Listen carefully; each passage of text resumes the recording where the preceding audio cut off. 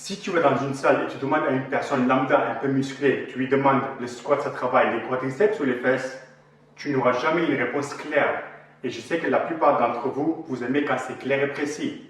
Mais dans la musculation, souvent ce n'est pas le cas. C'est rarement noir ou blanc. La réponse est souvent, ça dépend.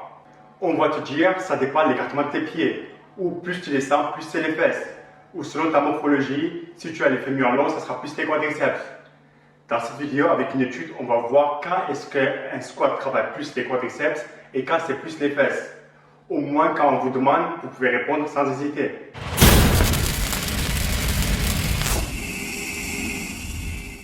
Donc, une étude de 2019, 17 participants, squat 2 fois par semaine pendant 10 semaines, 8 participants en squat complet et 9 participants des demi-squats. Le but de cette étude est de voir la différence d'hypertrophie sur les quadriceps, ischio, adducteurs et les fesses, et aussi la force sur NRM. On commence par la force, donc NRM. Donc 10 semaines, 2 séances par semaine, soit squat complet, soit demi-squat. Après 10 semaines, ils ont d'abord testé le squat complet. Le groupe qui a fait squat complet a progressé de 32%, tandis que le demi-squat a progressé sur le squat complet de 11%. Qu'est-ce que ça veut dire si tu n'as pas compris? Donc imagine tous les participants au début de l'étude sur le squat complet avaient un max sur une répétition de 100 kg. Après l'étude, ceux qui ont fait squat complet, ils ont eu un max de 132 kg en moyenne, et ceux qui ont fait que des demi-squats à la fin de l'étude sur le squat complet, ils ont eu un max de 111 kg en moyenne.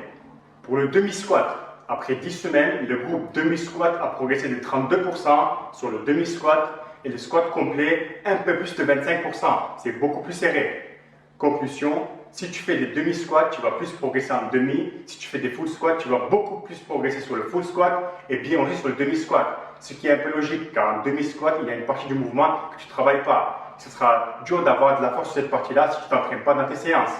Au niveau hypertrophie, c'est simple, ils ont mesuré la taille du muscle avant et après les 10 semaines. Et voici les résultats.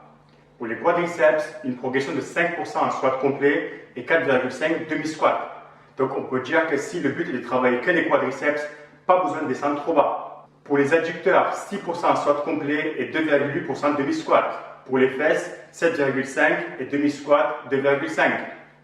Donc en conclusion, pour les quadriceps, peu importe l'amplitude, tu vas les travailler, à condition que tu ne fais pas ça. Il faut descendre un minimum.